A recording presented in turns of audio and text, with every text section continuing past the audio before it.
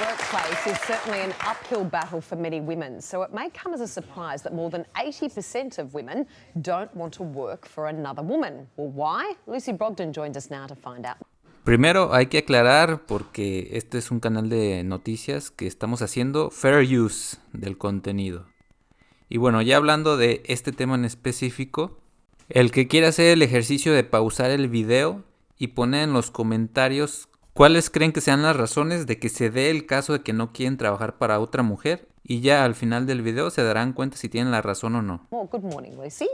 Hey, Lucy, how are you? Welcome. This is fascinating research. Tell us about this study. Well, my study was quite anecdotal. I was doing career coaching a couple of years ago with men and women, broad range of backgrounds. And when you're doing that work, you say to people, what's the next job look like? And I suddenly got struck by the number of women that could articulate the companies they wanted to work for, the type of work, and then consistently they'd say, oh, by the way, I don't want to work for another woman. So I started to track these numbers, and we got to around 80%. I asked colleagues, and they were getting similar numbers. And I knew that was, a small, not very scientific sample. But if you go to the literature, there's huge studies all replicating these findings. Gallup in the US has actually tracked this for 60 years, and we're still not shifting the data too much, which is... Y es que es bastante instintivo. O sea, las mujeres por una razón están buscando un hombre que las lidere, porque ellas saben de fondo que son muy emocionales y son cambiantes.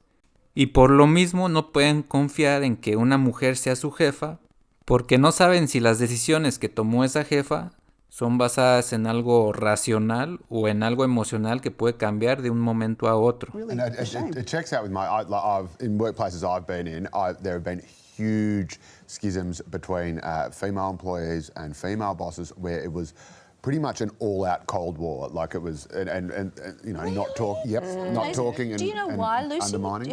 Are there reasons given? Are they competitive with? There's issues of competitiveness, I think, certainly, and our stereotypes are quite primal.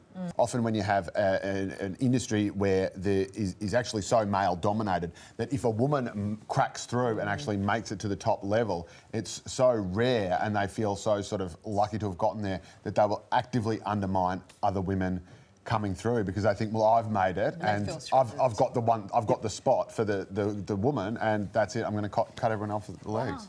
Ah, ok. Entonces no es solo que ellas instintivamente buscan un jefe hombre como líder, sino que también quieren ser reconocidas y ser el centro de la atención como la mujer que lo logró, y activamente hacen que las otras no crezcan. Female-dominated professions have their own set of issues, and there's huge studies around nurses, particularly, and the culture there and bullying there. Interestingly, when you look at the bullying data, more women bully other women.